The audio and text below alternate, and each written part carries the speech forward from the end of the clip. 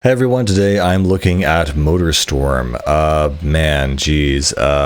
What I really associate this game with, I mean, it's not a bad game in of itself. Hey, it's a racing game, and if you overboost, then your car blows up. So it's, like a racing game that kind of focused on off-roading, essentially. And so you had all these very ratchet kind of vehicles. I mean, at the time, it was very impressive, all the graphical detail in the mud and all that stuff. And, the boost power and all that stuff. And it was, I think, also two-player as well, so it had a small multiplayer component. But at the end of the game, I'm not a huge fan of racing games in general, but I do remember this game very distinctly because this is very much associated with the PS3 launch. When the PS3 came out, the whole joke about PS3 having no games, this was very much true. And so when I went over to a friend's house who had a PS3 at this time, he basically had a bunch of sports games and this is the only multiplayer game he had. And so for the PS3, this was it.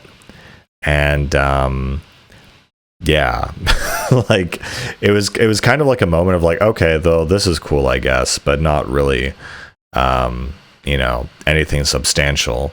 And yeah, this is the only game that PS3 owners could brag about for a while. Well, we've got MotorStorm, and it's okay, that's nice, that's cool. And the whole game itself is very much I don't know, it's kind of okay, I guess.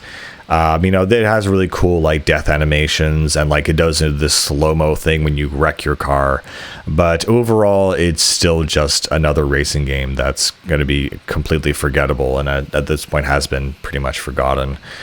But yeah, playing it again today, there's cool, you can choose a different variety of big rigs, smaller guys, motorcycles, all of them equally destructible and destroyable, and it is really fun kind of ram into other cars. But the destructibility in this game is honestly something I did wish was in more modern racing games. I, again, don't typically play racing games, and if I do, I'd really appreciate at least some level of destructibility in the vehicles, and so I guess I do can praise the game for that in that context. But I really can't imagine being an early PS3 adopter, and this was the only game that you had to play. It's just so absolutely soulless.